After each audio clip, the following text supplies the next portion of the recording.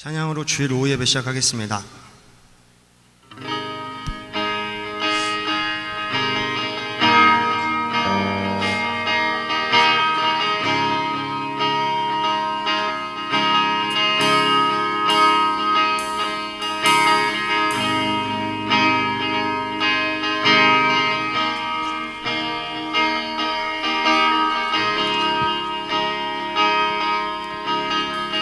우리 함께 고백하겠습니다. 내 안에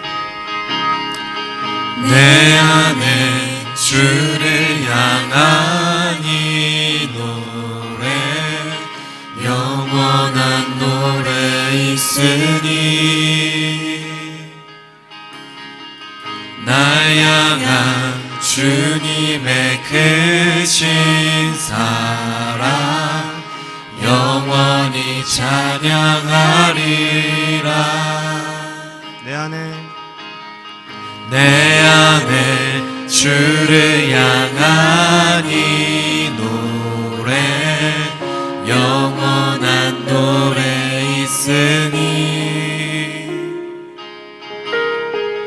날 향한 주님의 크신 사랑 영원히 찬양하리라.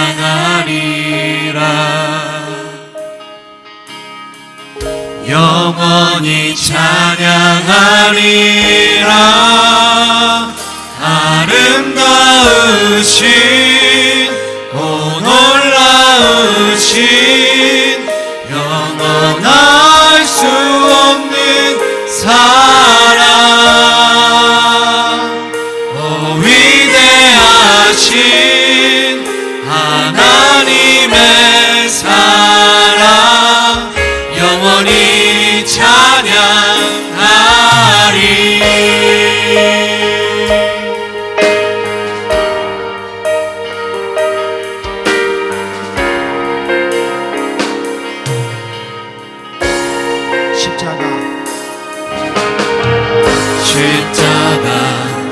사랑 찬양하리 날 구원하신 그 사랑 내 삶을 드려 찬양하리라 놀라우신 주의 사랑 영원히 찬양하리라 아름다우신 오 놀라우신 영원할 수 없는 사랑 오 위대하신 하나님의 사랑 영원히 찬양하리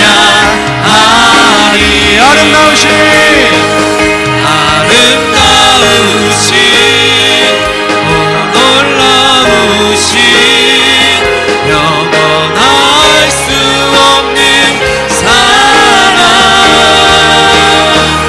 오 위대하신 하나님의 사랑 영원히 찬양하리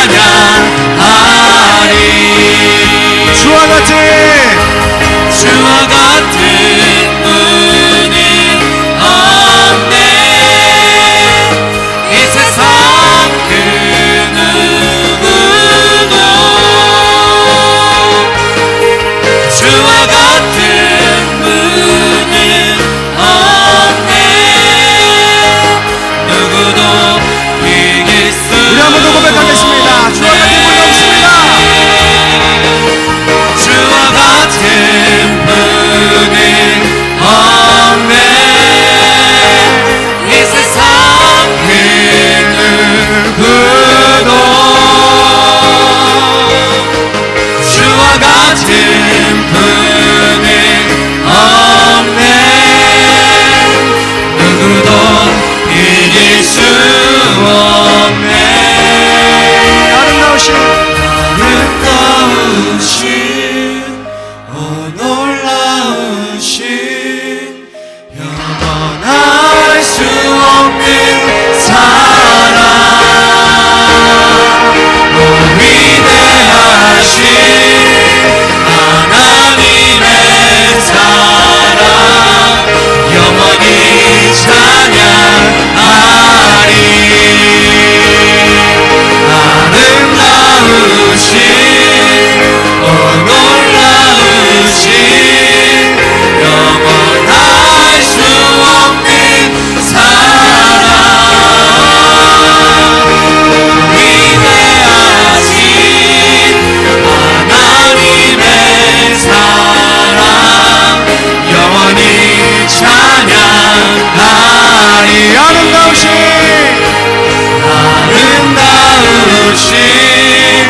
오 놀라우신 영원할 수 없는 사랑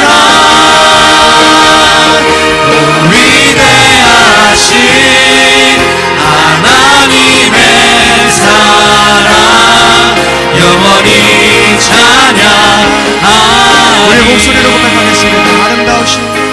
아름다우신 오 놀라우신 영원할 수 없는 사랑 오 위대하신 하나님의 사랑 영원히 찬양 우리 한 번 더 고백합니다.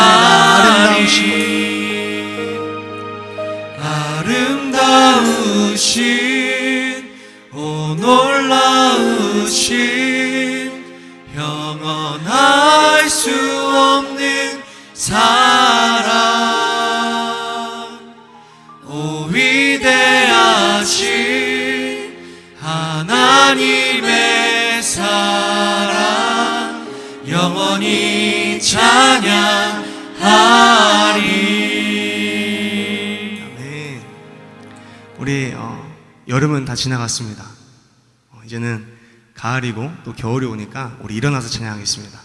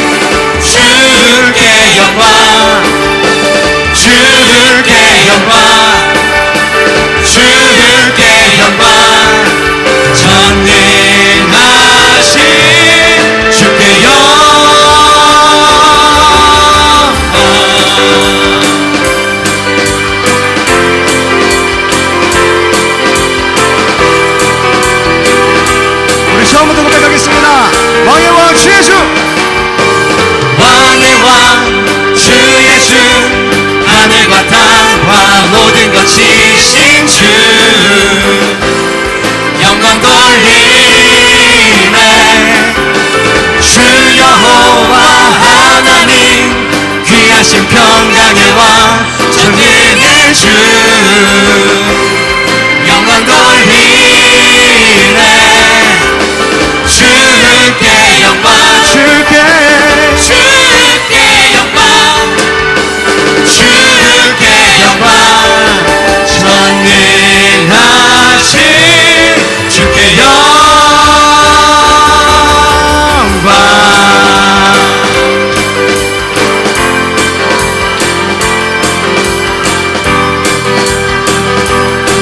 우리 함께 2절 고백하겠습니다. 의로우신 하나님, 거룩한 주의 이름 높여 찬양하며 영광 돌리네. 주 하나님 통치자, 주님의 크신 이영 선포하며 영광 돌리네. 주께 주께 영광, 주께 영광 주께 영광, 주께 주께 영광, 전능하신 주께 영광, 주께 영광 주께 영광, 주께 주께 영광, 주께 영광 주께 다같이 영광, 전능하신 전능하신 주께 영광. 우리 한 번 더 주께 영광 주께 영광, 주께 주께 영광, 주께 영광, 전능하신 전능하신 주께 영광.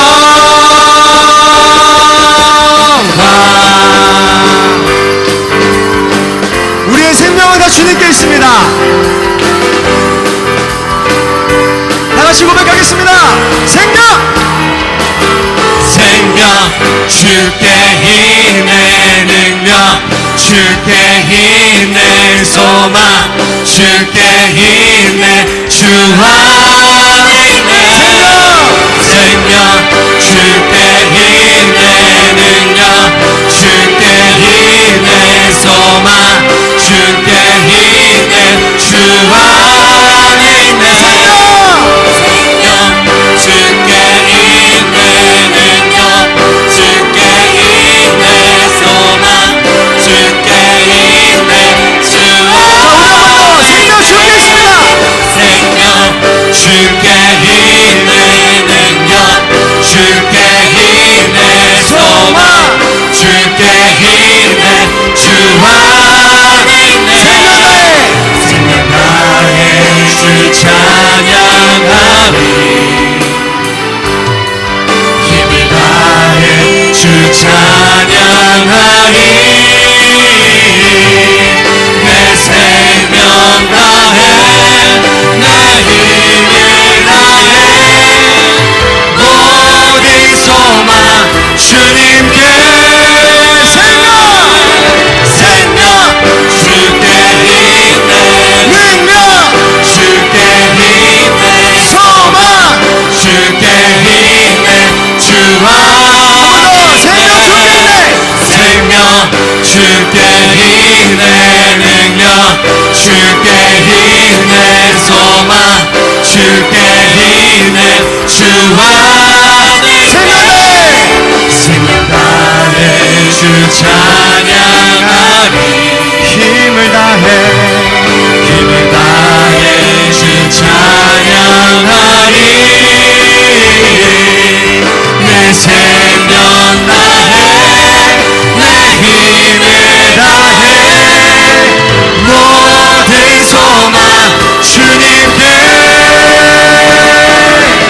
생명 주께 힘내 능력, 주께 힘내 소망, 주께 힘내 주 안에 있네. 생명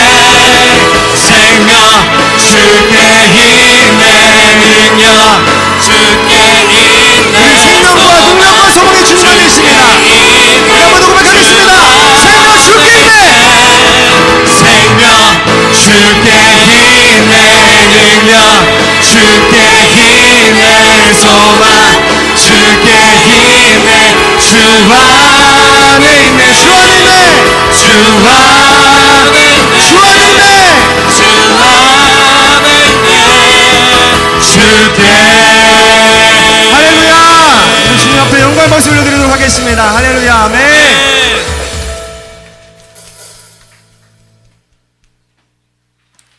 우리 자리에 앉아서 마지막 찬양 들으면서 귀한 헌금 드리는 시간 갖도록 하겠습니다.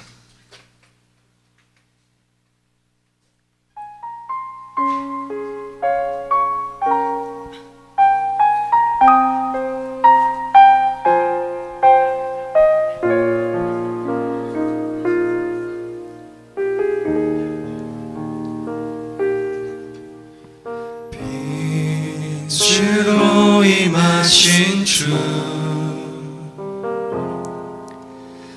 나의 어둠을 비추시네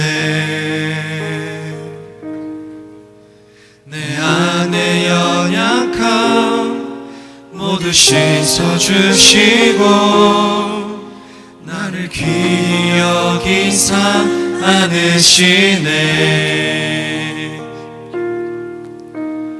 내 삶에 임하신 주 모든 두려움 덮으시네 주 나의 모든 것 주님만 의지하리 눈을 들어 주님만 바라보리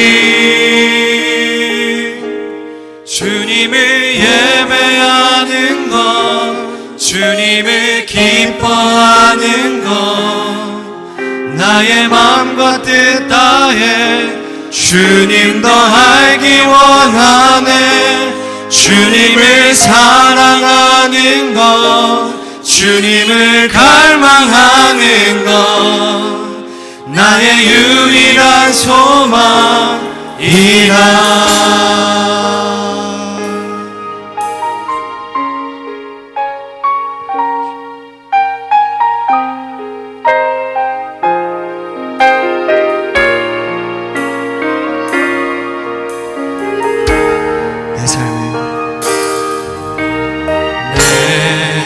삶에 임하신 주 모든 두려움 덮으시네 주 나의 모든 것 주님만 의지하리 눈을 들어 주님만 바라보리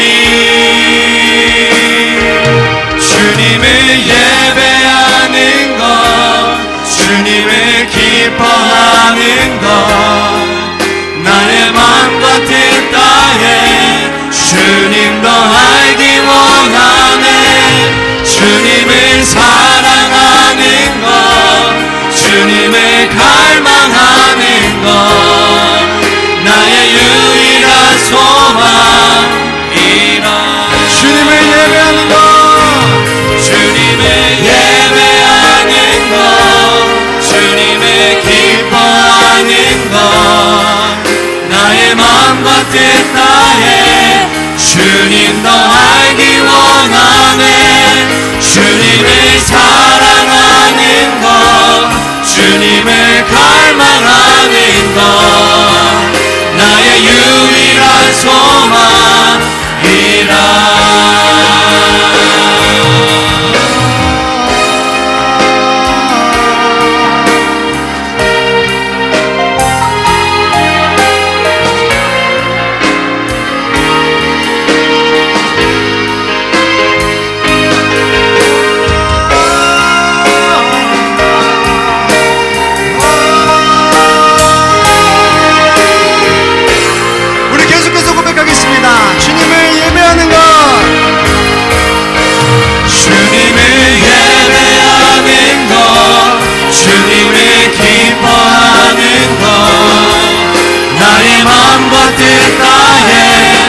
주님 더 알기 원하네 주님을 사랑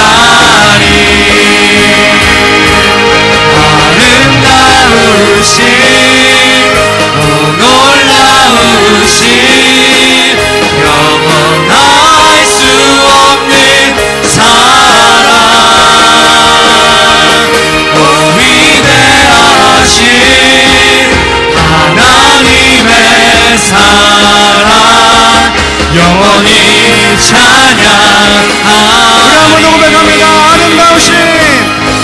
아름다우신 오 놀라우신 영원할 수 없는 사랑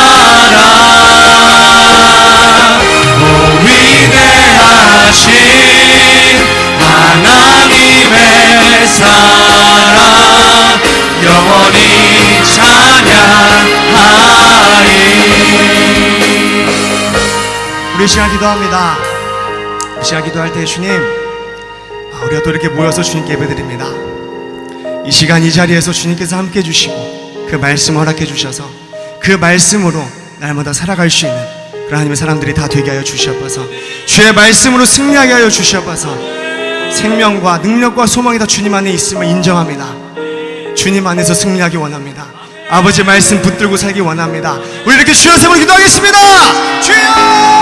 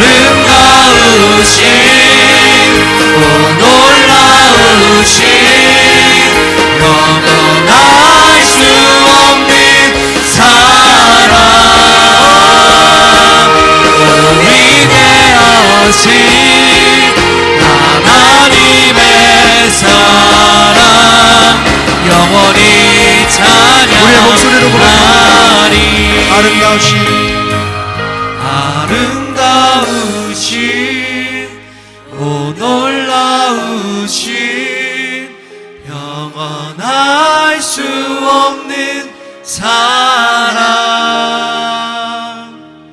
오 위대하신 하나님의 사랑 영원히 찬양하리.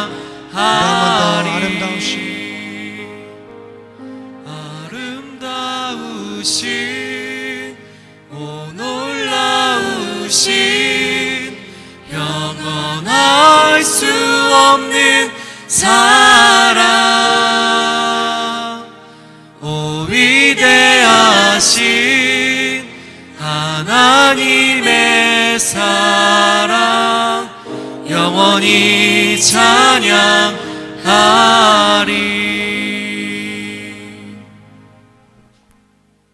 하나님 아버지 사랑과 은혜를 감사를 드립니다. 하나님 앞에 귀한 예물 드립니다. 작은 것도 큰 것도 하나님의 것인 걸 인정하여 하나님 앞에 드렸습니다.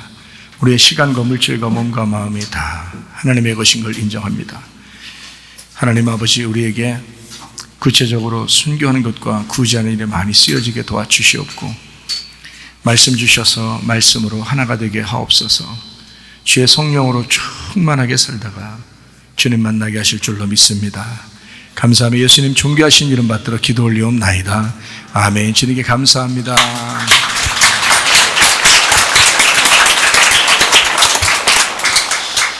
이것이 복음이다. 인구 숫자 세기 탐욕 제거입니다. 사무엘하 24장 24절 25절의 말씀입니다. 왕이 아라우나에게 이르되 그렇지 아니하다. 내가 값을 주고 내게서 살이라. 값 없이는 내 하나님 여호와께 번제를 드리지 아니하리라 하고 다윗이 은 50세겔로 타작마당과 소를 사고 그곳에서 여호와를 위하여 제단을 쌓고 번제와 화목제를 드렸더니 이에 여호와께서 그 땅을 위한 기도를 들으시매 이스라엘에게 내리는 재앙이 그쳤더라. 아멘. 잘 아는 말씀이에요. 24장 24절의 말씀에 보니까 은 50세겔로 땅값을 주었다라고 말씀하고 있습니다. 은 50세겔이라 그러면 한 세겔로 말하면은 50세겔이니까 50배가 되겠죠. 그러면 만약에 반 세겔이면은 몇 배가 되는 거예요? 50세겔이면 반 세겔이 50세겔로 된다면 몇 배가 되는 거예요? 100배가 되겠죠. 예, 반 세겔은 100배가 되고 한 세겔은 50배가 되겠죠. 그죠? 예, 그러니까 여기에 은 50 이렇게 말하는 것은 50이라고 하는 게 상당히 그 큰 의미를 가지고 있어요. 50이라는 게 희년 그럴 때 50년 만에 희년 이렇게 말하죠. 예, 그리고 보리떡 5개, 물고기 2마리 먹이실 때도 50명씩 5,000명을 먹였다 이렇게 이야기를 하죠. 예, 그러니까 다 50이라고 하는 이 숫자가 신년에 해당하는 그런 숫자예요. 그리고 손가락이 몇 개죠? 한쪽이 5개 또 한쪽이 5개, 그래서 합해서 10개가 되겠죠. 예, 그렇게 성경은 하나님께서 우리에게 하나님의 그 창조, 하나님의 모양대로 우리 인간을 만들고 그 모양을 따라서 이 성경도 이렇게 잘 쓰여졌습니다. 그러니까 성경을 보면서 우리 인간을 보고 인간을 보면서 또 성경을 보면 많이 이해가 되는 그런 말씀이죠. 은 50세겔이다 이렇게 말할 때는 반세겔로 말하면 100배고 한 세겔로 말하면 50배다 이렇게 지금 제가 이야기를 하려고 하는 것을 좀 이제 생각을 하고서 들으면 좀 이해가 될 것입니다. 왜 그러냐면 출애굽기 30장 13절 말씀에 보면 그 반세겔을 성전세로 생명의 속전으로 내는 게 있어요. 그래서 그 이야기를 여러분에게 지금 하려고 합니다. 그러니까 50은 희년을 의미하고 100은 100배. 아브라함이 이삭을 낳을 때 몇 살에 낳았죠? 이삭을 낳을 때 100세에 낳습니다. 예, 아브라함이 100세에 이제 이삭을 낳았어요. 여러분 밭을 이렇게 경작을 하면 좋은 밭 하려면 어떻게 해요? 좋은 밭 하면 몇 배의 축복을 받아요? 30배? 60배? 예, 100배의 축복을 받아요. 이렇게 100배라고 하는 게 성경에 이렇게 나와 있습니다. 그러니까 여러분이 이삭의 열매가 100배의 축복을 받은 것이다. 이렇게 보면 아브라함이 100배의 축복을 받았다. 누굴 통해서? 이삭을 통해서 100배의 축복을 받았다라고 우리는 이해를 할 수가 있는 이야기입니다. 마태복음 5장 3절 말씀, 우리가 잘 아는 말씀이죠. 심령에 가난한 자는 복이 있나니 천국이 저희 것이며. 어떤 사람이 그렇다고요? 마음에 예수님만 간직한 사람, 그런 사람이 천국이 저희 것이며 라고 이야기하는 것입니다. 이것은 한 세겔이 50세겔로 또 100세겔이라고 주장하는 사람이다. 그러니까 한 세겔, 50세겔, 100세겔 이게 같은 거다 라고. 여러분은 이제 지금 이 말을 하면 지금 시간에는 잘 몰라야 되는 거죠. 그래? 알았어. 알고 있어. 이렇게 하면 좀 이상하죠. 서로 이제 지금은 잘 모르는 한 세겔이 50세겔, 이 50세겔이 100세겔이다. 이렇게 이야기하는 것입니다. 우리가 이제 구원을 받는다 할 때 우리 구원을 잘 이렇게 자꾸 생각하는데 구원이 바로 예수님이에요. 예수님. 그래서 예수님을 구원자다, 예수와 이렇게 이야기하고, 그리고 임마누엘이다 이렇게 표현하는 것은 우리와 함께 하신다. 그러니까 예전에도 이스라엘 땅에 오셔서 함께 하셨지만 지금 우리에게도 성령님으로 함께 하시는 분이 예수님이시다. 이런 거. 예수님은 태어날 때부터 성령으로 잉태하셨습니다. 그리고 십자가 못 박혀 돌아가시기까지 그분이 이제 침례를 받으시고, 그리고 성령의 비둘기 같이 임하시죠. 그리고 이제 시험을 받을 때, 사탄에게 시험을 받을 때 3가지 시험을 이기시고 광야에서, 그리고 이제 주님의 일, 아버지의 일을 3년 반 동안 일하시다가 십자가 못 박혀 돌아가시고 그때도 성령님이 같이 계셨고 그리고 모든 피와 물을 다 쏟으시고 그리고 우리를 구원하시면서 그리고 이제 부활하시죠. 3일 만에 부활하셔요. 그 부활하실 때는 죽으신 분을 부활시키실 때는 성령님이 하시는 거죠. 그래서 죽으셨으니까 그거를 성령님이 부활시키는 거죠. 왜냐하면 예수님이 죽었다고 해서 십자가 못 박혀 돌아가실 때 죽는다고 해서 예수님의 영까지 다 죽었다 이런 말이 아니잖아요. 그죠? 잘 생각해봐요. 예수님의 육체가 죽었다는 얘기지 예수님의 영까지 다 죽었다 이런 말이 아니란 말이에요. 그러니까 예수님의 영이 성령님이니까 그 성령님이 예수님을 이제 일으킨 것입니다. 부활시키는 거죠. 그러니까 예수님하고 이 성령님하고 하나님은 같은 분이니까 삼위일체 하나님이라고 그러죠. 그래서 같은 분이니까 그렇게 성령님이 이제 부활시키고 그리고 오순절날 성령 충만에 임하면서 이제 주님의 제자들이 전도하기 시작해서 지금 교회 시대를 이제 이루었습니다. 마지막 때는 이제 어느 날 이제 주님이 우리와 함께 하시면서 어느 날 이제 주님께서 재림하실 것이고 또 우리가 주님의 나라에 임할 것이죠. 그러니까 이 땅에 우리가 사는 동안에는 지금 교회 시대, 은혜 시대에 이 성령님의 시대에 지금 성령님과 함께 우리가 지금 생활하고 있다. 그러니까 성령 충만하면 행복할 것이고 성령 충만하지 못하면 지금 이제 불행할 것입니다. 그죠? 불안하고 뭔가 두렵고 무섭고 이 세상 살아가는 동안에 그렇지만 성령님이 우리와 함께 하시면 마음이 평안하고 행복하고 예수님이 이제 십자가 못 박혀 돌아가시고 부활하시고 첫 번째 주님 제자들 만났을 때 뭘 받으라 그랬어요? 평강을 받으라 그랬어요. 평강을 받으라. 이 평강이라는 게 에이레네라고. 에이레네라는 단어가 연합하다, 결합하다라는 단어예요. 자, 내가 너희들과 이제 하나가 됐어. 그러니까 영으로 하나가 됐으니까 그러니까 너희들 너무 무서워하지 마. 불안해하지 마. 평강해야 돼. 그래서 예수님이 우리 안에 계시다는 그 체험을 한 사람들은 불안해하지 않습니다. 이 세상 살아가는 동안에. 그런데 이거 주님을 체험하지 못한 사람은 불안해요. 어떻게 될지 모르고 무섭고 두렵고 막 어떻게 어떤 사람이 심하면 짜증도 나고 뭐 이렇게 하죠. 근데 예수님의 성령께서 우리와 함께 하시면 그러면 불안한 것이 없어지고 불평불만도 사라지고 행복하고 기쁘고 즐거운 일들이 넘쳐나게 될 줄로 믿습니다. 자, 우리 사람은 거듭나야 된다 그랬어요. 거듭나야 된다. 물과 성령으로 거듭나야 된다 이렇게 했어요. 그 말은 우리의 죽음과 예수 그리스도와 함께 죽고 예수 그리스도와 함께 부활한다는 그런 의미를 우리에게 말씀하시는 겁니다. 자, 우리가 이제 이렇게 구원받은 사람들이 어떻게 또 살아야 되느냐? 분명히 말하는 심령이 가난하게 살아야 된다. 심령이 가난할수록 예수님이 우리 안에 채워진다. 이거를 심령이 가난하다고 말하는 것이다. 그러니까 예수님으로 꽉 찬 사람, 이거를 심령이 가난한 사람이다 라고 이야기한다는 거죠. 심령이 가난하면 반대로 뭐가 없다는 얘기예요? 탐심이 없다는 얘기입니다. 탐심은 뭐니까? 예, 우상숭배니까. 우상숭배라는 건 다른 말로 말하면 뭐라고요? 선악과. 예, 선악과가 우상숭배란 말이에요. 그러니까 우상숭배라는 그 선악과를 탐욕이라 그래요. 그러니까 탐심이라는 게 사라지면, 우리 속에 사라지면 마음이 겸손해지고 온유해지고 그것도 주님을 따라가고 싶고 또 주님을 자꾸 마음에 채우니까 그러면 이제 심령이 가난한 사람이 돼서 천국이 우리 안에 거하신다는 거죠. 그렇게 우리가 교회 시대에 또 성령님의 시대에 지금 그렇게 살아야지 자꾸 불안하고 두렵고 이렇게 살면 안 된다. 그래서 여러분에게 탐심을 제거해야 된다.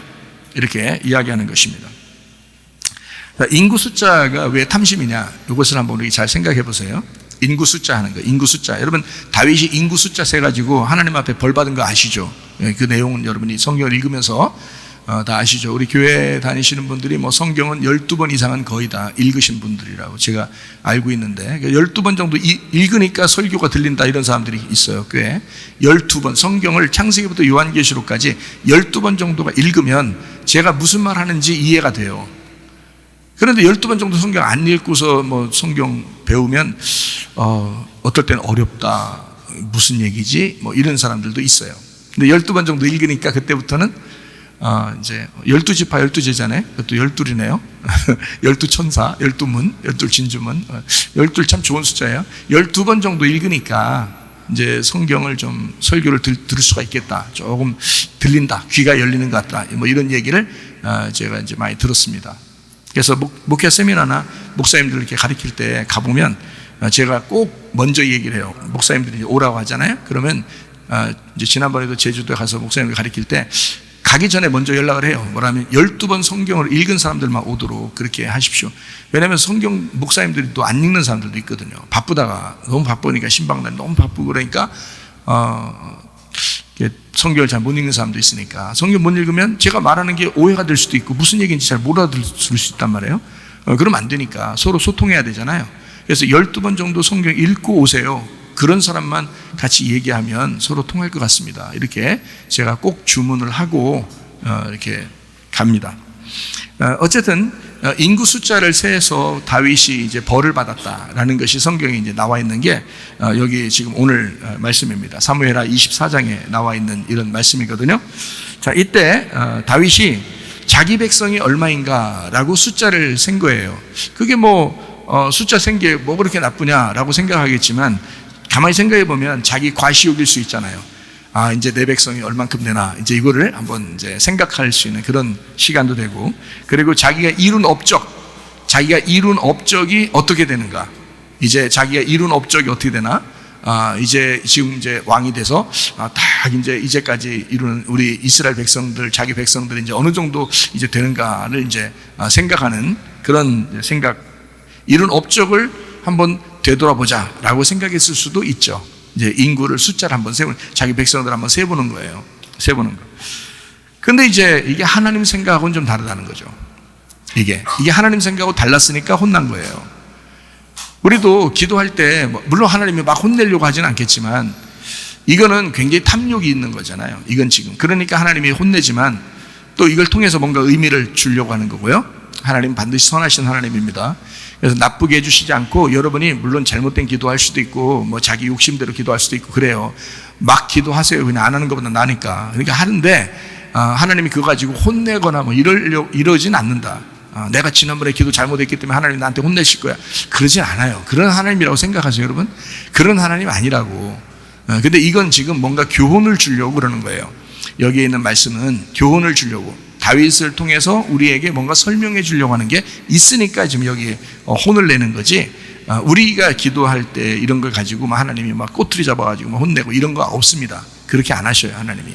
이건 지금 뭔가 우리에게 교훈을 주려고 하는 것이니까 그걸 우리가 배워야 되는 거예요. 이런 무슨 뜻이 있구나, 어떤 의미를 가지고 우리에게 얘기하려고 하는구나 라고 하는 것을 배워야 되는 것입니다. 하나님의 생각이 우리의 생각하고 좀 다르다는 거죠. 이 모든 게 하나님의 은혜다. 야, 너희가 지금 왕이 된 것도 하나님의 은혜요. 니네 백성들이 너를 따라서 이렇게 지내는 것도 하나님의 은혜가 아니냐, 이렇게 하나님은 생각하고 있는데 이 다윗은 그래도 내 백성들이 몇 명 되는가, 내가 지금 이룬 업적이 어느 정도 되는가, 이렇게 한번 생각을 한 거죠. 그러니까 하나님의 생각하고 이게 좀 달랐다. 이렇게 하나님의 뜻하고 좀 달랐다. 원래 다윗은 굉장히 하나님의 은혜로만 살았어요. 골리앗을 넘어뜨릴 때도 그랬고, 사자하고 곰하고 이렇게 싸울 때도 그랬고, 평상시에 다른 데 이렇게 도망다니면서도 하나님의 은혜로 살려주셨고, 늘 하나님의 은혜로 살았어요. 그런데 이상하게 여기서 인구를 세자고 하는 거예요. 다른 사람이 볼 때도 왜 그래요? 라고 얘기할 정도로 좀 이상했는데 자꾸 자기가 인구 숫자를 세자는 거예요. 그러니까 하나님 생각하고는 완전히 다른 거죠. 그래서 이걸 통해서 뭔가 우리에게 가르쳐 주시는 거예요. 자, 집에서나 사회에서나 또 교회 안에서도 잘 생각해 봐요. 자기 좀 알아달라고 하는 마음이 순식간에 일어나요, 안 일어나요? 일어나요. 순식간에 일어난다고. 그게 뭐냐고, 여러분 본능이라고, 여러분 육신적인 욕심이라고요. 그거 안 알아주면 안 되는 건가? 안 알아줘도 되거든요, 사실은. 그런데 좀 알아달라고 하고 싶은 거예요. 자기가 교회에서도 마찬가지고요, 사회에서도 마찬가지고, 직장에서도, 학교에서도 다 마찬가지예요. 좀 집에서도 마찬가지고요. 남편이 아내에게, 아내가 남편에게 나 좀 알아달라, 그런 사람들도 있죠. 막 짜증내고 화내고 승질내고 하는 이유가 뭐예요? 자기 좀 알아달라는 거죠. 그죠? 사실 알고 보면.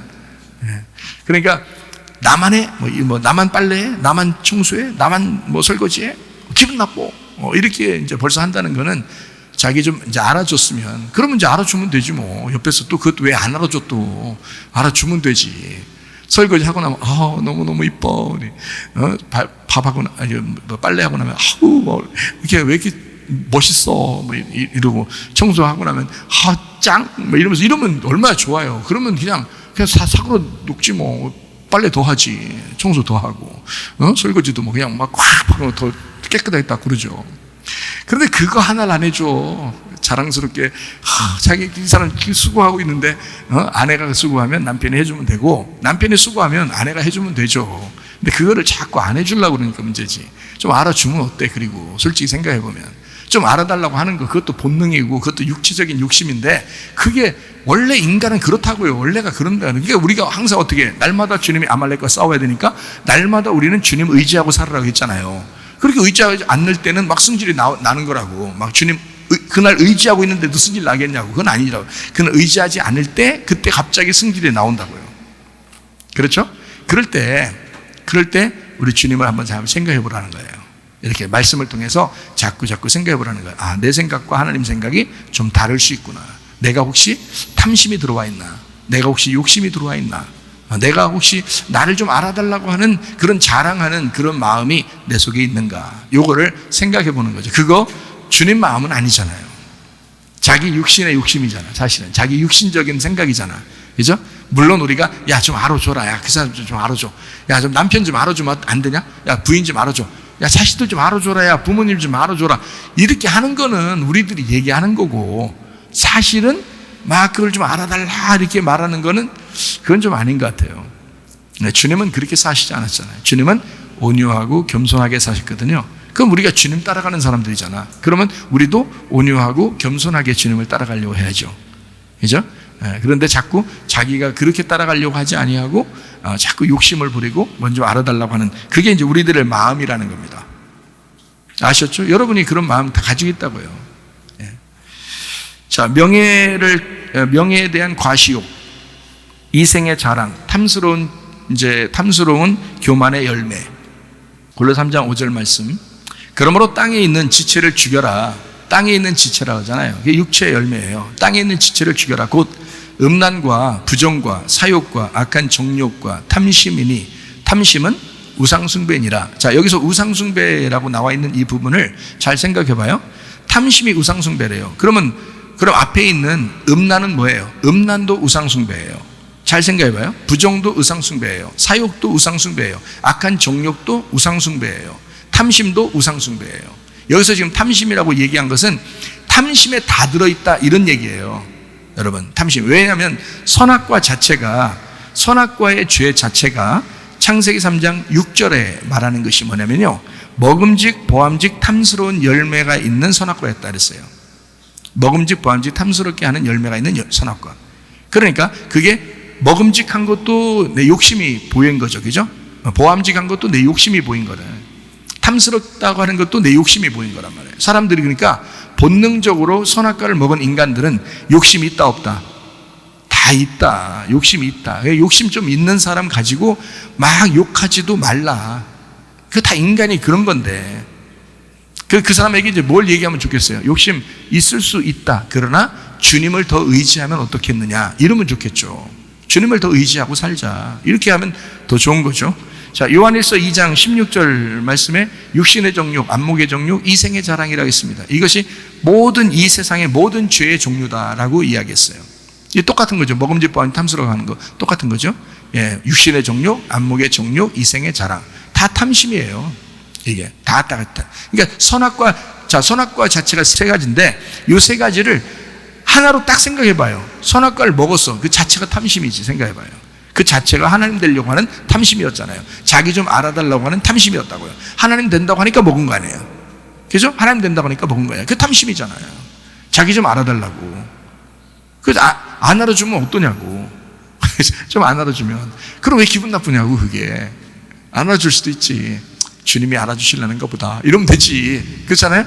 네, 주님이 알아주시려는 것보다 이러면 되는 거예요. 그게 우리 그리스도인들이지. 마음을 여유 있게 살면 되겠다. 갈라디아서 5장 19절부터 21절 말씀, 육체의 열매가 나오죠. 육체의 일은 분명한데 음행과 더러운 것과 호색과 우상숭배와 주술과 원수 맺는 것과 분쟁과 시기와 분냉과 당짓는 것, 분열함, 이단, 투기, 술취함, 방탕함, 그와 같은 것들이라. 너에게 경계한 것 같이 경계하는 이런 일을 하는 자들은 하나님의 나라를 유업으로 받지 못할 것이요, 다시 말하면 선악과 먹은 사람은 하나님 나라를 갈 수 없다.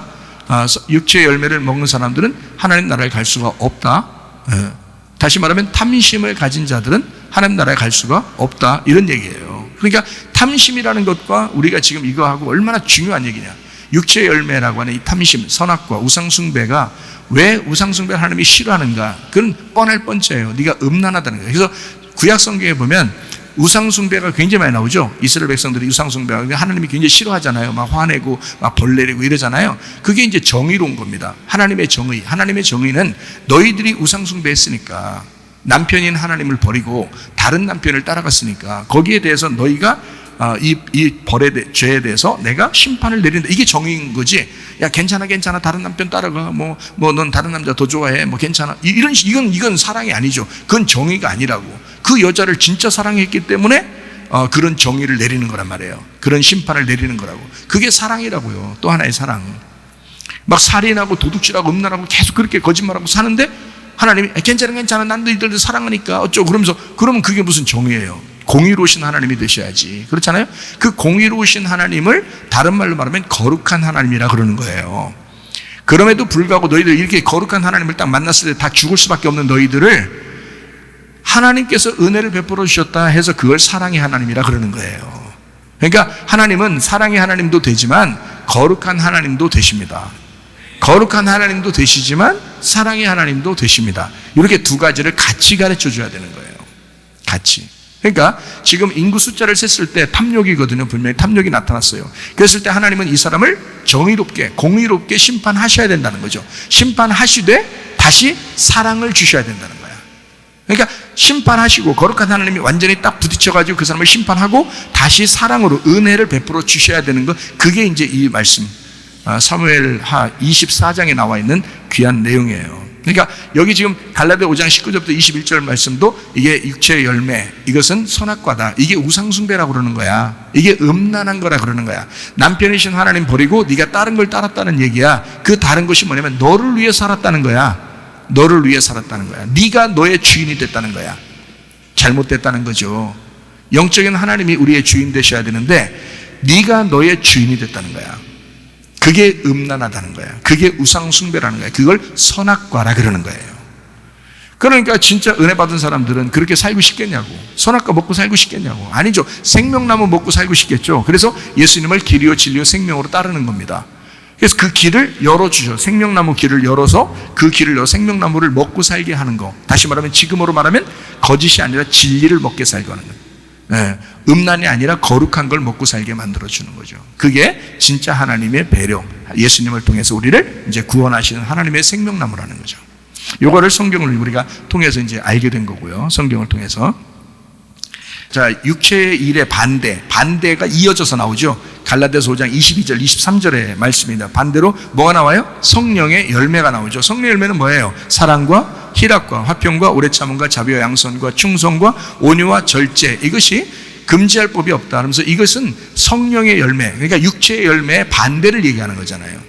그죠? 그러니까 여러분이 뻔할 뻔짜, 자, 음란하고 거짓되고 화내고 승질내는 그런 탐욕적인 그런 육체 열매로 살 거냐? 너 나무가 좋으면 그 나무에 열매가 맺게 되는데 열매를 통해서 나무를 알게 되거든? 네가 어떤 열매를 맺고 살 거냐 이거야. 나는 그런 열매 맺고 싶지 않더라. 은혜 받으니까. 내가 회개하고 은혜 받으니까 성령의 열매 맺고 살고 싶더라는 거예요. 그러니까 성령의 열매를 맺고 살면 그 나무는 어떻게 해요? 좋은 나무가 되는 거예요. 열매를 통해서 나무를 알 수 있는 거니까.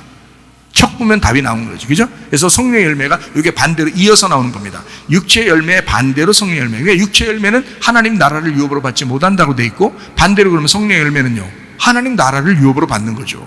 하나님 나라가 뭔데요? 하나님이에요. 하나님 나라가 하나님이에요. 그게 말씀이에요. 말씀의 나라. 하나님이 말씀이시니까 말씀의 나라라 그래요. 그걸. 그 말씀의 나라, 하나님의 나라를 유업으로 받는 거야. 그러니까 말씀을 깨닫게 되는 거예요. 말씀을 깨닫게 되니까 행복하죠. 그게 천국이에요. 네. 그게 천국. 참, 그걸 받아야 되는 거야. 제가 다시 은혜 받을 때 그 말씀을 받았다 그랬잖아요. 너무너무 감사해요. 깜짝 놀랐어요, 진짜. 아, 천국이 여기에 있었구나. 천국이 여기 있구나. 이거를 제가 깨달았어요. 참 놀랍죠.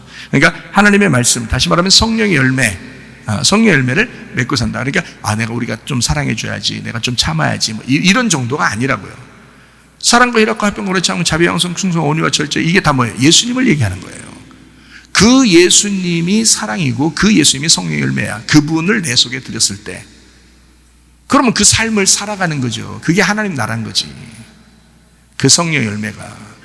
이건 자동적으로. 그러니까 뭐 하나를 좀 해야지. 그러면 그거 하면 하나님 앞에 내가 좀 좋을 거야. 성령 열매를 맺은 거겠지라고 하는 게 아니라 예수님이라고요. 예수님이 들어오시면 그게 다 맺혀진다고. 그게 자동적으로 맺혀져야 되는 거지.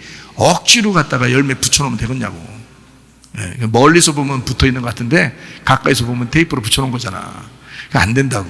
하나 몇 개 하는 것 가지고 그렇게 할 수 없어요. 그 성령 열매 맺었다고 할 수 없단 말이에요. 성령 열매도 자연스럽게 나오는 거예요. 인간의 육체의 열매도요 자연스럽게 나옵니다. 여러분 교회 안 나와보세요? 자연스럽게 그렇게 삽니다. 여러분. 근데요 말씀 듣고 이렇게 우리 교회에서 이렇게 말씀 듣고 하면요 성령 열매도 또 자연스럽게 나와야 돼요. 그래서 성령 열매가 자연스럽게 나오면 여러분 하나님께서 인도하시는 사람이에요. 이끌어 가시는 사람이라고요. 자연스럽게 나오면. 이걸 억지로 나오면 안 된다는 거예요. 자연스럽게 나와야 된다. 예, 하나씩 열매 붙여놓으면 안 된다. 예? 포도나무에다가 포도를 갖다 하나 송이 갖다 걸어놓는다고 포도 열렸다 이렇게 말할 수는 없는 거예요. 그 속에서 나무에서 이렇게 진액이 나와서 이 가지에서 열매가 나와야지, 그 자연스럽게 나와야지 되는 거지. 그러니까 우리 속에서 그리스도라는 나무가 자라나고 내 속에 성령의 열매가 이렇게 나타나야죠. 그래야 더 자연스러운 거죠.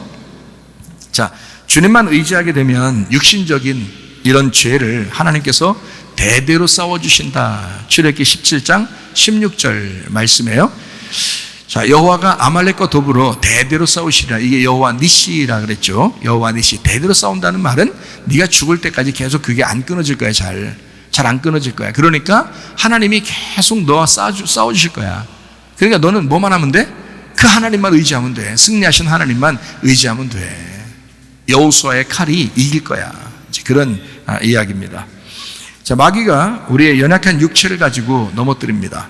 그렇겠죠. 당연히 우리의 연약한 육체를 가지고 넘어뜨리는 거죠. 요한일서 3장 8절 말씀이요. 죄를 짓는 자는 마귀에게 속하나니 마귀는 처음부터 범죄하며 하나님의 아들이 나타나신 것은 뭐 때문에? 마귀의 일을 멸하려 하십니다. 그 마귀의 일이 뭐예요? 너의 연약한 육체라고요.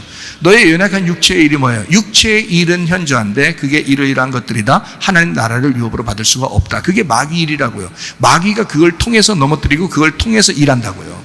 그래서 이거를 이미 미리 아시고 예수님은 마태복음 4장에서 이 시험을 이기신 거라고요. 네, 이해가 되시겠어요? 그래야 하나님 일을 할 수 있는 거예요. 그래서 예수님이 가는 곳마다 귀신이 막 벌벌 떨고 도망가는 겁니다. 왜냐하면 이미 이겼잖아요. 광야에서 이기고 지금 일하시고 있다고요. 그래서 마귀를 이겼기 때문에 뭐 귀신들이 막 떠나가죠. 네, 그렇게 살아가는 거죠. 그러니까 우리 속에서 악한 영들이 자리 잡지 못하도록 여러분이 계속 성령으로 충만하셔야 합니다. 네, 그러면 그냥 귀신은 떠나가. 뭐, 야, 떠나! 뭐, 그렇게 안 해도 그냥 가. 이렇게 성령 열매를 맺으면서 이렇게, 야, 알아서 가라. 적당히 해라. 적당히 하고 가라. 그러면 간다고, 이제. 근데 막 자꾸, 떠나야 돼! 떠나야 돼를 하도 소리 지르다가 자기가 놀래서 자기가 또 막, 거기에 눌리는 사람이 있어. 안 돼. 그냥 성령 열매를 맺으면 귀신이 떠나가게 돼 있어요. 악한 영이잖아. 거짓의 영이잖아. 음란의 영이잖아. 내가 거룩하고 내가 진실하고 내가 진리 가운데 거하면 그 거짓은 떠나가지 당연히. 그렇잖아요. 내가 거룩하니까 음란은 떠나가게 돼 있지. 그렇잖아요. 당연한 거야. 내가 거룩하지 못하고 진리 가운데 서지 못하면 거짓이 들어와. 자꾸 음란이 들어와. 그래서 넘어뜨리는 거야. 탐욕이 막 들어오는 거야. 심리에 가난해지라고 했더니 막 탐욕이 들어가지고 이 사람을 넘어뜨려 버리는 거야. 어떻게? 그게 육체의 욕심인데. 그게 인간들이 원래 육체의 본능으로 살아가는 건데. 근데 하나님을 믿는 사람들은 육체의 본능으로 살지 않고 성령의 열매를 맺고 살아가게 되잖아. 근데 그것은 내가 스스로 억지로 만들어서 하는 게, 율법적으로 하는 게 아니라 복음으로 나와야 된다는 거죠. 복음으로, 은혜로 이게 열매가 맺혀져야 된다는 거예요. 그게 더 정상인 거예요. 억지로 노력한다고 되는 게 아닙니다. 어떤 교회 가보면 막 이렇게 이것도 해보라고 그러고 저것도 해보라고 그러고 막 노력을 시키는데 우리 교회는 그렇게 하라고 하지 않아요. 심지어 이렇게 너무 하지 말라고 하니까 이거 안 해도 된다, 저거 안 해도 된다니까 전도도 안 해. 그래서는 안 돼. 전도도 하고 좀 그래야 되는데 말이에요. 아무것도 하지 말라고 가만히 그냥 말씀만 들으라고 그러니까 전도도 안 하고 어떨 땐 기도도 안 하고 이런 사람도 있어. 그러지 마. 기도도 하고 찬양도 하고 전도도 하고 다 해야지. 봉사도 하고. 근데 가만 내었더니 또 봉사는 또 잘해. 또 먹는 것도 잘 만들어 또. 참 하여튼 그건 잘해. 먹는 거는. 그래서 먹는 건 진짜 잘 먹어 우리가. 그래서 기도할 때마다 그러죠. 육신적인 음식도 잘 주고 영적인 음식도 잘 준다고. 그런 기도는 또 잘해. 참 감사해요. 그래서 어쨌든 자연스럽게 우리가 자연스럽게 전도도 자연스럽게 기도도 자연스럽게 이게 찬양도 자연스럽게 모든 게 자연스럽게 돼야 되는 거예요. 이게 열매라는 건 이게 억지로 막 맺히는 게 아니에요. 자연스럽게 나오는 거야. 그 진액이 빨아 올려지면 이게 그래서 저는 다른 거 안 시키잖아요. 우리 교회 오면 다른 거 안 시킨다고요. 다 말씀 들으라고 그런다고. 일단 말씀 들으라고. 말씀 듣고 그 안에서 진액이 올라오도록 만들어라 이거예요. 그러면 자연스럽게 예수님의 열매가 어디든지 나타난다.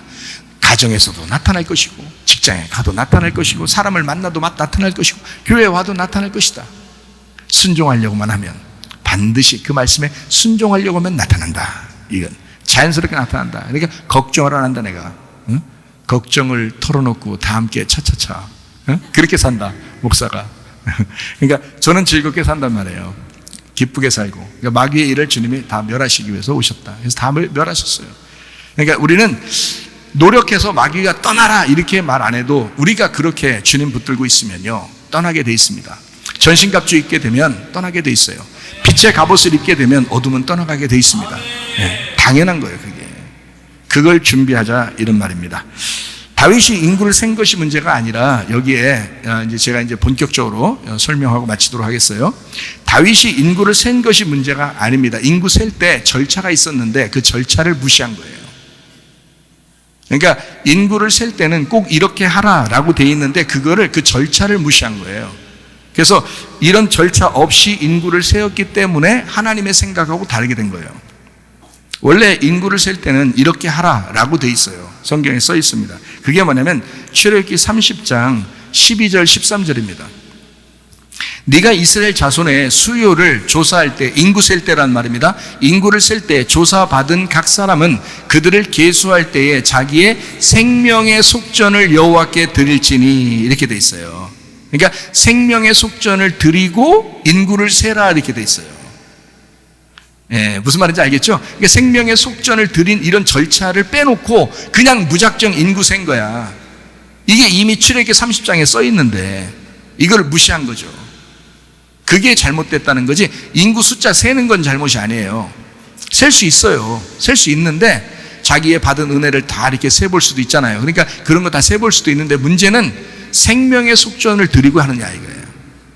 여기에 지금 생명의 속전을 여호와께 드릴지니 이는 그것을 계수할 때에 그들 중에 뭐가 없게 하려 함이라? 질병이 없게 하려 함이라. 그래서 이거 그냥 생명의 속전 안 드리고 만약에 인구 숫자를 세면 전염병 걸리게 돼 있어요. 이게. 그러니까 이게 딱 요 틀에 딱 맞춰져서 성경이 이제 써 있는 건데 그걸 그 절차를 무시했다. 요것 때문에 그런 것입니다. 자, 13절에 보니까 무릇 계수 중에 드는 자마다 성소의 세겔로 얼마를?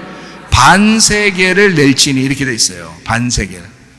반세겔을 낼지니 한 세겔은 20게라라 그 반세겔을 여호와께 드릴지며. 자, 이렇게 정해져 놨다고요. 그러니까 성전, 생명의 속전이라고 하는 건 부자라고 돈 낼 수도 없고 가난하다고 안 낼 수도 없는 거예요. 이건 똑같이 내는 거기 때문에 반세겔이야. 그래서 이 반세겔은 큰 돈이 아니니까 이것은 모두 다 똑같이 드려야 된다. 이렇게 반세겔을 드려야 된다. 이렇게 얘기한 겁니다. 자, 그러니까 인구 숫자를 세는 것은 잘못이 아니고 셀 수는 있는데 반세겔을 드리고 셌어야 된다. 근데 안 드리고 세게 했고 생명의 속전이 없이 그냥 인구만 셌다. 그러니까 이게 탐욕이라는 거예요. 그게 자기 자랑이 됐다는 얘기입니다. 자, 생명의 속전을 드려야 된다. 이것을 좀 더 이제 설명을 해보려고 합니다. 자, 예수님도 이 땅에 이제 살아 계실 때, 이건 다윗 시대고, 예수님이 살아 계실 때는 반세겔을 내셨습니다. 이게요. 자, 어디에 나오는 얘기냐면 마태복음 17장 24절에 나와 있는 얘기입니다. 가버나움에 이르니 반세겔 받는 자들이 베드로에게 나와 이르되 너의 선생은 반세겔을 내지 아니하느냐 이랬어요. 그러니까 이것들은 좀 싸가지가 없거든요. 그래서 싸가지 없으니까 예수님이건 뭐건 몰라 그냥 아무나 다 내라는 겨. 일단 내라는 겨. 그럴 때 예수님이 대답하시는 장면이 있어요. 예수님이 대답하는 게 25절부터 27절에 대답합니다. 이르되 내신다. 이제 베드로가 그러면 자존심 상하잖아. 야, 니네 선생님 반세기 안 내냐? 그러니까 베드로가 내실 거야. 응? 이렇게 얘기한 거예요. 근데 사실은 베드로가 몰라서 얘기한 거예요. 원래 이걸 몰라서 그런 거예요. 만약에 알았다면, 예수님을 정확하게 알았다면 이 얘기를 안 하죠. 내신다 이 얘기를 안 하죠. 야, 예수님 왜 내냐? 이렇게 했어야죠. 예수님 왜 내냐 했어야 되는데 내실 거야. 자존심 상해서는 괜히 뭐 이렇게 튕기느라고 그렇게 얘기한 건데요. 그게 이제 잘못 얘기한 거죠. 이르되 내신다 하고 집에 들어가니까 예수님이 먼저 알았어요. 먼저 알고 있어서 그 얘기를 벌써 다 알고 있어, 다 듣고 있었어. 귀가 얼마나 밝은데. 우리 기도도 다 들어. 왜냐면 귀가 너무 밝으셔서 그래. 성령이 교회들에게 하시는 말씀을 귀 있는 자만 들으니 성령의 귀를 가지고 계셔서 아주 밝아요. 그래서 예수님 뭐라 그러냐면, 시몬아, 네 생각은 어떠냐? 네 생각은 어떠냐? 자, 세상 임금들이 누구에게 세금 받냐? 관세와 국세를 받느냐? 자기 아들에게 받냐? 다른 타인에게 받냐? 베드로가 이르되 타인에게 받죠. 왕자는 내는 게 아니죠. 아버지가 왕이면 왕자는 세금 내는 게 아니잖아. 왕에게 세금 내는 건데 왕에게 세금 내는 걸 아들이 내겠냐고. 왕이 주인인데. 그러니까 그 얘기를 한 거예요, 지금 예수님이. 야, 세상 임금도 아들들이 세금 내냐 안 내냐 이렇게 물어본 거예요. 그러니까 안 내죠. 이렇게 한 거예요. 베드로가 이래. 타인에게입니다. 안 내죠. 뭐 왕자는 안 내는 거죠. 그러니까 예수님께서 이르시되 그렇다면 아들들은 세를 면하는 거 아니냐? 그러나 그러나 우리가 그들이 실족하지 않게 하기 위해서, 그러면 그 사람들을 위해서 한번 내주자. 그 사람들을 위해서 한번 내주자. 그러니까 네가 바다에 가서 낚시 던져. 한번 먼저 오르는 고기가 있는데 입을 딱 열어봐봐. 그러니까 참 고기 안에다가 이게 은전을 또 집어두는 거예요. 근데 그 갈릴리 바다, 이게 갈릴리 바다거든요. 갈릴리 바다에는 이런 특이한 물고기들이 있다더라고요.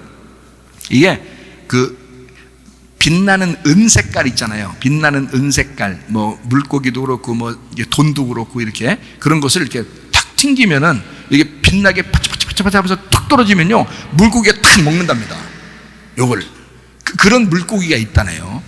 그러니까 그 물고기인가 봐요. 그래서 딱 열은 게, 입 열은 게, 야, 입 열어봐면 그거. 그럼 거기 들어있을 거야. 은전, 거기 들어있는 거야, 그게. 반짝반짝한 그 은전을 먹은 거야, 이 물고기가.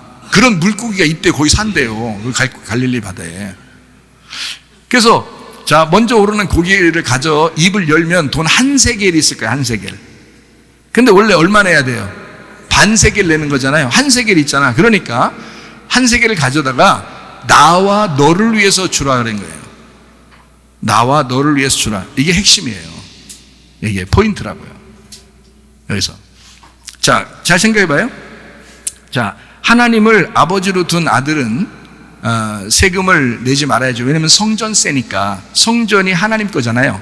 하나님 거니까 하나님의 아들이 왔는데 아들이 무슨 세금을 내겠어. 그죠? 성전세는 안 내는 거야. 원래가. 예수님은 낼 필요가 없는 거예요. 하나님이 성전의 주인이니까. 그 성전세거든요. 생명의 속전이라는 게 성전세예요. 성전을 위해서 세금 내는 성전세거든요. 그래서 그거를 세금을 내지 않아도 되는데 근데 내셨다는 거지. 그러면 이제 이게 포인트라겠죠. 자, 죄가 있어요 없어요 예수님이? 없죠. 없는데, 죄가 없는데 우리를 위해서 기꺼이 자기의 생명의 속전을 낸 거예요. 그죠? 예수님은 생명의 속전을 낼 필요가 없죠. 죄가 없으니까. 인간이 죄가 있으니까 생명의 속전을 내는 거거든요. 죄를 속해달라고 생명의 속전을 내는 거야. 그게 성전세예요. 그런데 예수님은 죄가 없는데도 속전을 내셨어. 그 말은 죄인을 입고 오셔서 그냥 죄인처럼 자기가 내시겠다 이렇게 한 거예요. 죄가 없는데 죄인처럼 내겠다. 그러면 원래 죄인들이 어떻게 돼요? 자기들은 원래 죄 가운데 살다가 죽는 거잖아요. 그런데 예수님이 죄가 없는데 이 죄를 짊어지고 자기가 죽겠다는 거야. 그러면 이 사람들이 다 용서를 받죠. 예수님이 죽으시니까. 그래서 베드로는 원래 생명의 속전을 내야 되는 거고 예수님은 안 내도 되는데 난 내겠다는 거야. 그래서 요거를 맞추겠다는 거야. 한 세겔로. 자, 그러면 이 반세겔은 죄인인 베드로를 위해서, 또 반세겔은 죄 없으신 예수님을 위해서 한 세겔을 내줘라 이렇게 얘기한 거예요. 그러면 반세겔이라는데 어떤 의미가 있겠죠. 하나님이 야 반세계를 내. 이렇게 할 때는 하나님 뭔가 이유가 있겠죠. 생명의 속전으로 성전세로 반세계를 내야 할 때는 하나님 뭔가 이유가 있으니까 내려가는 거지.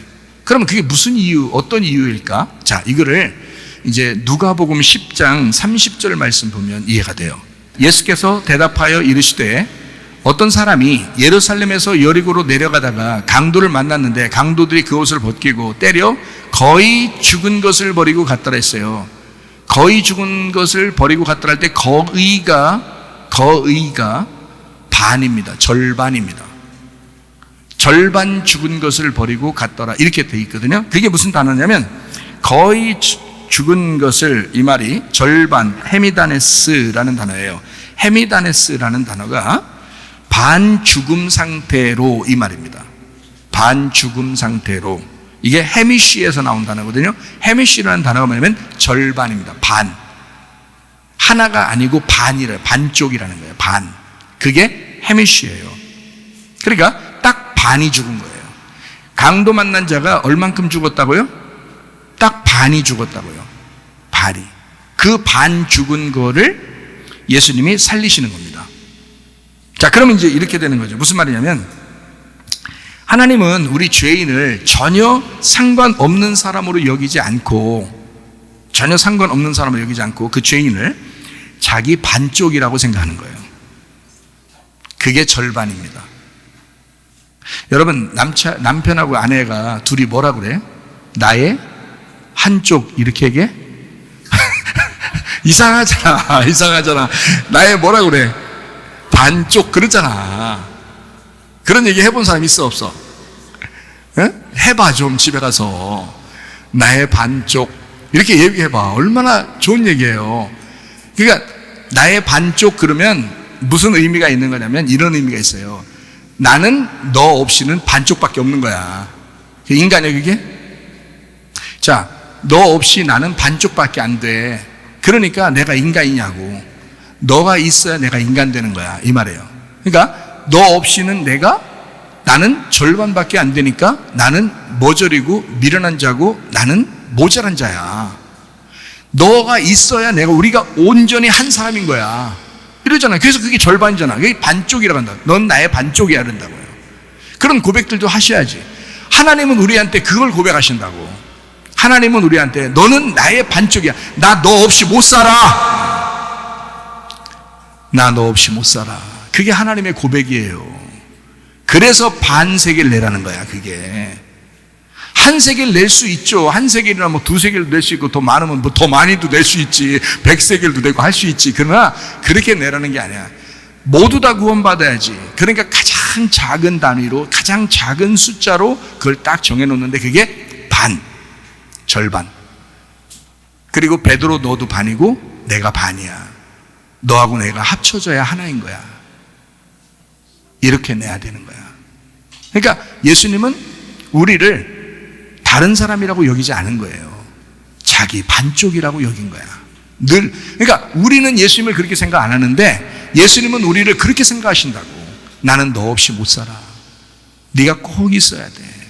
너는 나의 반쪽이야. 난 너 잃어버리면 내 모든 걸 잃어버린 거야. 나는 사나 마나야. 너 있어야 돼. 네가 있어야 나는 드디어 나인 거야. 그게 예수님의 고백이라고요. 예, 그게 한 세겔. 그러니까 반세겔로 정해놓고 그거를 절반. 강도 만난 사람 어떻게 했다고요? 반 딱 죽은 거예요. 반 딱 죽으니까 예수님이 그 강도 만난 사람에게 뭐라 그래? 내가 너의 반쪽이 될게. 내가 너의 반쪽이 될게. 네가 반이 죽었잖아. 너에게 예수가 죽었잖아.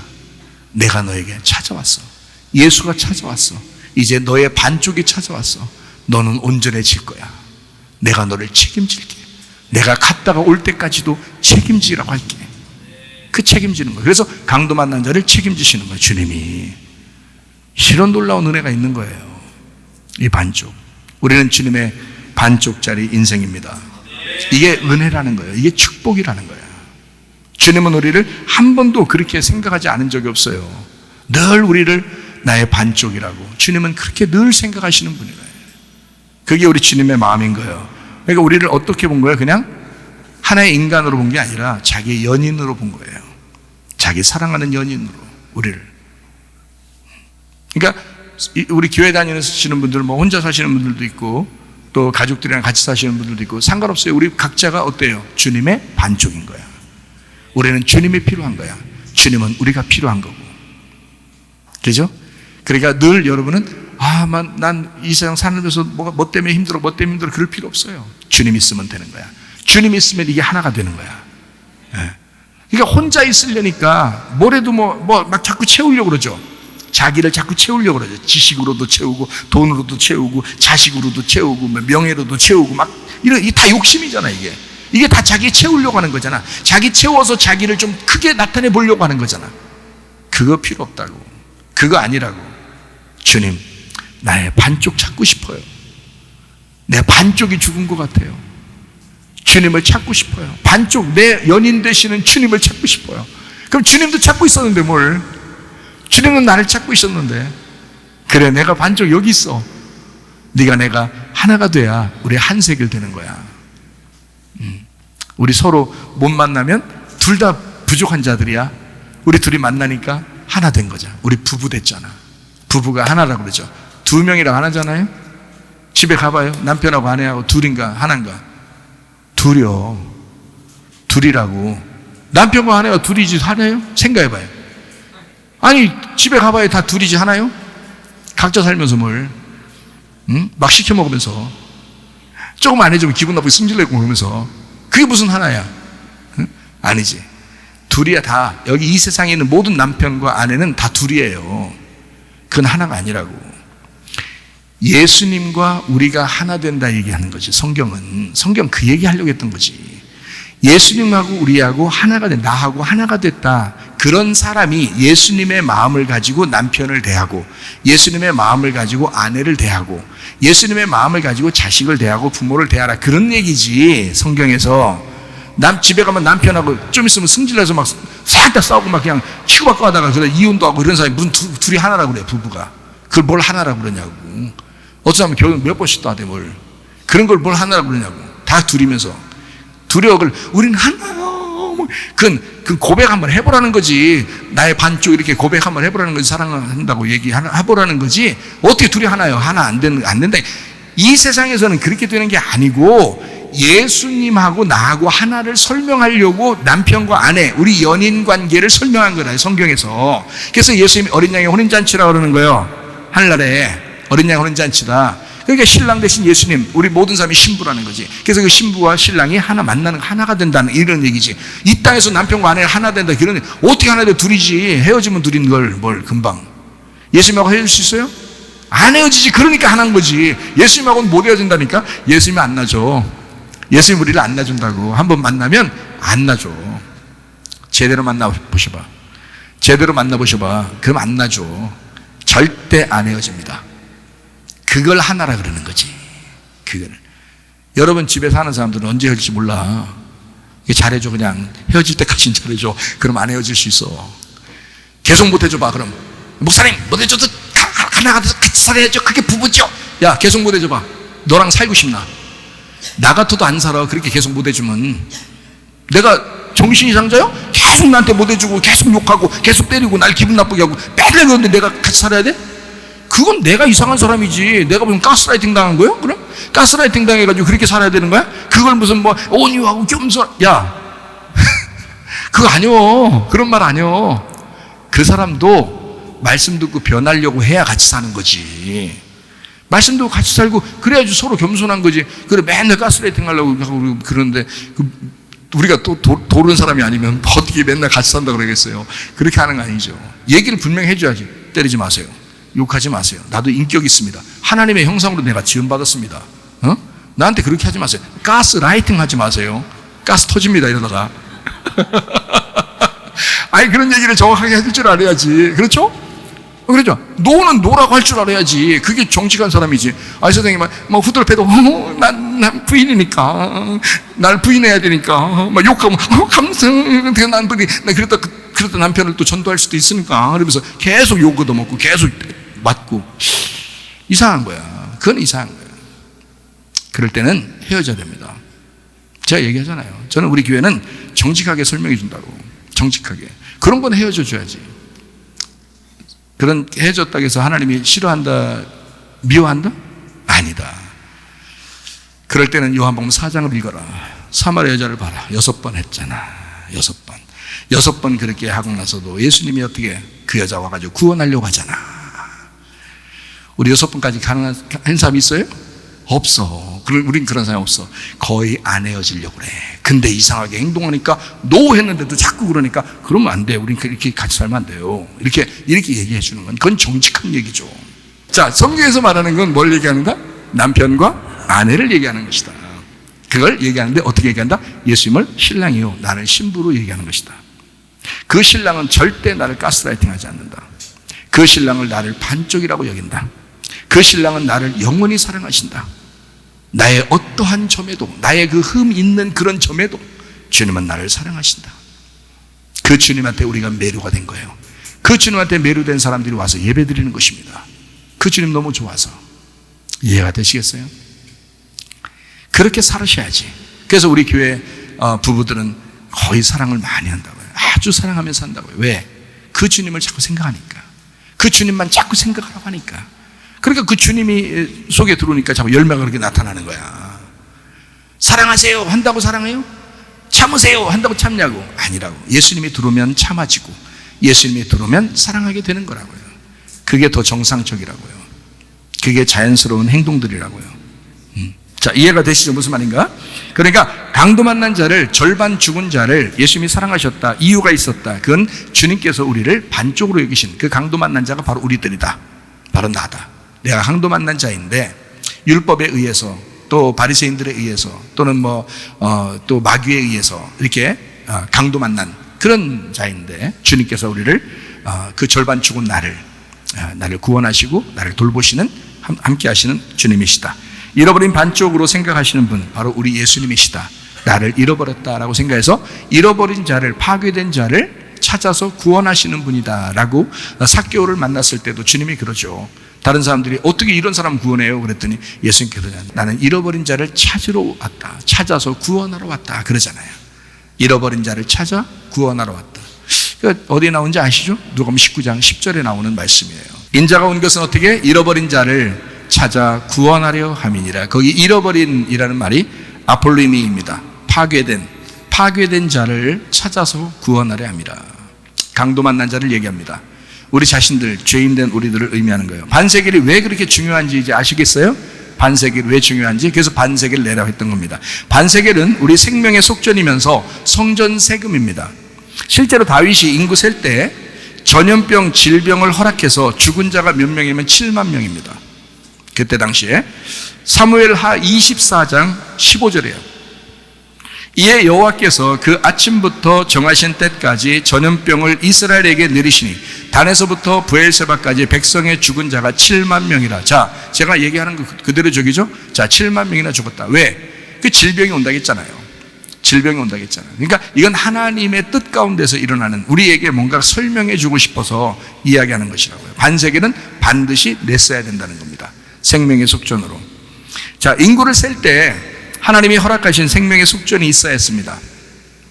주님의 은혜를 생각하는 것이 우선입니다. 그러니까 자기 자신을 자랑하거나 탐욕하려고 하는 것이 아니고, 자, 주님의 십자가 생명 없이는 우리는 이미 사망한 자이다 라고 하는 것을 깨달아야 합니다. 주님 생명의 속전으로 새 생명 얻는다는 거, 이건 구원의 감격이 필요하다. 그래서 우리가 구원받았다라는 것을 우리가 감격스럽게 생각하고 예배드리잖아요. 누구 하나 교만할 수 없는 것이 인구 숫자 세기입니다. 그래서 가만히 인구 숫자 세는 것을 가만히 통해서 우리가 교만하면 안 되겠구나, 우리가 우리 자신들을 자꾸 나타내려고 해서는 안 되겠구나 라는 것을 깨달아야 합니다. 우리 모두 겸손한 가운데 주님 안에서의 소속됨을 감사해야 할 줄 믿습니다. 인간의 죄로 인해서 재난이 올 수는 있지만은, 그러나 하나님은 선하신 하나님이십니다.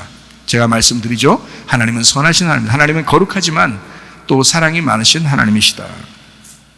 철저한 예배 회복으로 어떠한 재앙도 어떠한 질병도 그치게 할 수 있습니다. 그게 하나님이십니다. 자, 이제 하나님이 이 사실을 알고 이제 이 질병을 고치는 장면이 나옵니다. 그게 역대상 21장 18절 한번 보겠어요. 여호와의 천사가 갓에게 명령하여 다윗에게 이르시기를 다윗은 올라가서 여부스 사람 오르난의 타작마당에서 여호와를 위하여 제단을 쌓으라 하신지라. 자, 이제 예배드리라는 거예요. 예배드리면 해결된다라는 얘기입니다. 28절입니다. 이때 다윗이 여호와께서 여부스 사람 오르난의 타작마당에서 응답하심을 보고 거기서 제사를 드렸으니 라고 돼 있죠. 그러니까 아라우나의 그 타작마당, 이게 오르난이라고 합니다. 오르난이라는 이 사람 타작마당에서 번제 화목제를 드리고 재앙이 그쳤다라고 되어 있는데, 여부스 사람 오르난의 타작마당이라고도 이제 하는 거예요, 이게. 자, 역대하 3장 1절을 보겠습니다. 솔로몬이 예루살렘 모리아 산에 여호와의 전 건축하기를 시작하니, 그곳은 어디냐? 전에 여호와께서 그의 아버지 다윗에게 나타나신 곳이요 여부스 사람 오르난의 타작 마당에 다윗이 정한 곳이라. 솔로몬 성전 어디 만들었다고요? 오르난의 타작 마당에서 다윗이 예배드린 그 장소예요. 그게 모리아 산에 있는 솔로몬 성전이 된 거예요. 이거 놀라운 얘기죠. 7만 명이 죽었지만 하나님이 예배를 회복시키는 그 하나님의 성전을 거기다가 만들어요. 참 놀라운. 자, 잘 생각해 봐요. 모리아 산은 일전에 어떤 장소예요? 창세기 22장 2절을 찾아볼까요? 여호와께서 이르시되 내 아들 내 사랑하는 독자 이삭을 데리고 어디로? 모리아 땅으로 가서 내가 네게 일러준 한 산 거기서 그를 번제로 드려라 라고 되어 있는 것이, 아브라함이 아들 이삭 데리고 아들 이삭을 드리기 위해서 올라갔던 장소가 모리아 산이에요. 그러니까 아브라함에게도 하나님이 말씀하셔서 모리아 산에 올라가게 되고, 다윗에게도 하나님이 말씀하셔서 모리아 산에 있는 오르난의 타작마당에 가서 예배 드리라고 한 겁니다. 하나님 놀랍죠? 하나님이 정확하신 하나님이십니다. 예. 예배를 성공시켜야 되겠는데, 예배를 통해서 모든 걸 회복시켜야 되겠는데, 하나님이 장소를 정한 거예요. 자, 예배 드리는 장소가 있었다는 얘기입니다. 장소가. 거기가 우리의 마음을 타작하는 타작마당, 오르난의 타작마당이었다. 마음을 타작하는 장소다. 그 타작마당에서 이방 죄인 룻이 예수님으로 상징되는 능력의 보아스를 만났죠. 타작마당에서. 이해가 되시죠? 룻기서를 보면 아시죠? 룻기서에 보면 룻이 보아스를 만나는 장소, 보아스의 그 타작마당에서 만나게 되죠. 자, 다시 말하면 하나님은 우리를, 인간을 창조하실 때 에덴 동산에다 이제 놓으시잖아요. 그 인간을 만드신 목적이 무엇인지를 가르쳐 준 겁니다. 창세기 2장 5절 말씀이요. 여호와 하나님이 땅에 비를 내리지 아니하셨고 땅을 갈 사람도 없어서 들엔 초목이 아직 없었고 밭엔 채소가 나지 않은데, 그 갈 사람, 이게 아바드라고 했죠. 농사하다, 예배하다라는 단어예요. 자, 그래 놓고 2장 7절에 뭐라고요? 여호와 하나님이 땅의 흙으로 사람을 지으시고 생기를 그 코에 불어넣은 사람이 생정이 됐다. 그러니까 하나님이 어떻게, 농사질, 예배할 사람을 내가 만들어야지 하고서 지금 흙으로 만들었다는 얘기예요. 그런 다음에 2장 8절 봅니다. 여호와 하나님이 동방의 에덴의 동산을 창설하시고 그 지으신 사람을 거기 두시니라. 자, 예배할 사람을 만들었어요. 그 다음에 흙으로 진짜 만들었습니다. 그러나 어디다 갖다 놨다고요? 에덴 동산에다 집어넣었다고요. 그러니까 이 에덴 동산은 예배하는 장소였다는 얘기죠. 이해가 되겠죠? 에덴이라는 곳이 있는데 그곳에 동산을 네모나게 만들었어요. 그래가지고 거기 안에서 예배드리게 만든 거란 말이에요. 자, 아브라함에게는 가나안 땅에 있는 모리아 산을 선택해서 예배하라고 했습니다. 맞죠? 다윗에게는 오르난의 타작마당에 가서 예배드려라. 거기가 아브라함이 예배드린 장소다. 이거를 다윗에게, 한참 지난 사람이잖아요. 다윗은 지금 아브라함이 한참 후의 후손이라고요. 이거 모를 수도 있잖아. 그러니까 내가 아브라함을 통해서 이삭을 받았던 장소가 거기야. 그러니까 너 거기로 와. 나 거기 기뻐하는 장소야. 그러니까 네가 거기로 와. 그래서 다윗이 거기 가는 거예요. 자기가 알고 간 거 아닙니다. 하나님이 그쪽으로 가라고 해서 간 거예요. 다윗은 모르니까, 어딘지 모르니까 거기로 끌어들이는 겁니다. 거기가 오르난이 그 장소에서 지금 타작마당을 하고 있었어요. 그 후에, 한참 후에. 자, 거기에 솔로몬에게 그 오르난의 타작마당에 가서 솔로몬 성전 지으라고 거기서 예배를 하면 내가 받겠다고 그렇게 하나님이 약속하신 겁니다. 그래서 솔로몬이 거기다가 성전을 지은 거예요. 자, 주님은 타작마당에서 우리를 알곡과 쭉정이로 나누는 것입니다. 타작마당은요, 알곡과 쭉정이를 나누는 곳이거든요. 자, 그러면 타작마당에서 예배드리면 하나님 받으시고, 타작마당이 어디를 말하는 거예요, 지금? 교회를 의미하는 거죠. 그 교회는 뭐 하는 장소예요, 여러분? 여러분을 타작하는 거야. 여러분 속에는 쭉정이와 알곡을 나누는 거죠. 그래서 너희 육체적인 쭉정이를 갈라내고 불태워버려야 돼. 그리고 알곡은 모아서 곳간에 들여야 돼. 이것을 계속 말씀으로 심판하고 말씀으로 타작하는 것입니다. 이게 교회야. 이게 예배드리는 장소라고. 그러니까 이런 말씀이 없으면 그건 교회가 아니라고. 교회는 이거 하려고 있는 거라고. 그게 성전이고 타작마당이라 이 말입니다. 자, 주님은 타작마당에서 우리를 알곡과 쭉정이로 타작하시는, 그래서 쭉정이는 불에 태우고 알곡은 모아 창고에 들이시는 하나님의 심판이 예수님의 말씀을 통해서 일어난다. 마태복음 3장 12절 말씀입니다. 손에 키를 들고 자기의 타작마당을 정하게 하사 알곡은 모아 곳간에 들이고 쭉정이는 꺼지지 않는 불에 태우시리라. 자, 우리의 마음을 타작하신다 그랬습니다. 쭉정이 같은 마음을 알곡으로 만드시는 주님. 그래서 쭉정이 같은 너의 육신을 이제 성령의 열매로 바꿔야 된다. 육체의 열매를 성령의 열매로 바꿔야 된다. 자, 그러면 성경에서 우리는 어떻게 봐야 된다겠어요? 길가밭 나쁜 거죠? 돌짝밭 나쁜 거죠? 가시밭 나쁜 거죠? 그럼 그게 다 어디에 있다고요? 우리 마음에 있다고요. 우리 마음에 있다고. 우리 마음이 길가밭이었고 또 돌짝밭이었고 또 가시밭이었다고. 계속 앞으로 가고는 있지만 그래도 계속 길가밭에서 돌짝밭으로 바뀌고 돌짝밭에서 가시밭으로 바뀔 뿐이지 계속 그런 밭이 있다고요. 이것을 뭘로 바꾼다? 가시밭에서 특별히 나의 탐욕이 드러난다고요. 탐욕이 드러난다고. 그러면 말씀으로 이제 씨가 들어와서 이게 탐욕을 막 드러낸다고요. 이걸. 그러니까 교회 오면은 여러분의 탐욕이 그렇게 많이 이게 죄인지 그게 이렇게 많이 있었는지를 몰랐는데 자꾸 드러난다고. 탐욕이. 교회 오면. 그러니까 탐욕을 제거해야 된다고. 다윗도 그가 막 많은 그 전쟁도 치르고 많은 주님 하나님의 일도 하고 이렇게 했지만 어느 날 되니까 갑자기 탐욕이 드러나잖아요. 어느 날 되니까. 그래서 애매한 7만 명 죽어버리잖아. 다윗 때문에. 생겨보시라고요. 그러면 여러분 속에서도 우리도 모르게 길가밭에서 돌짝밭에서 가시밭으로 옮겨가면서 우리도 모르는 탐욕이 막 드러난다. 이것을 좋은 밭으로 타작해서 만들어 가시는 주님. 이것을 계속 우리에게 좋은 밭 되게 하려고 말씀으로 계속 타작하신다. 그래서 좋은 밭으로 만들어 가시는 것이 이게 말씀이라는 얘기입니다. 나를 이 땅에 창조하시고 또 타작마당에 예배를 통해서 탐욕을 제거하고 재창조를 해나가시는 주님을 찬양합니다. 마태복음 5장 3절 말씀 하나 읽고 마치도록 하겠습니다. 심령이 가난한 자는 복이 있나니 천국이 그들의 것임이요. 어떤 사람 것다고요? 예수님만 마음에 간직한 사람. 그게 천국이 저희 것이라고요. 그 사람은 어떤 사람이라고요? 한 세겔이 50세겔이요. 50세겔이 100세겔인 사람. 그래서 반세겔이라고 하는 나를, 반세겔이라는 우리 주님이 나를 여전히 남이라고 여기지 아니하고 나를 자기의 반쪽이라고 여겨서 우리 둘이 하나가 되자. 그렇게 말씀하시는 그 주님이 나에게는 희년과 같은 50세겔이요. 그리고 그분은 나의 100세겔이 되신다. 나의 100배 축복이 되신다. 무슨 말인지 이해가 되시죠? 그래서 이 오르난의 타작마당을 다윗이 50세겔로 사는 겁니다. 은혜로, 희년으로 사는 거예요. 놀라운 얘기죠. 하나님 중심, 말씀 중심, 교회 중심의 삶을 추구하고 하나님의 관점으로 기도하여 응답받는 신앙생활 하시기를 바랍니다.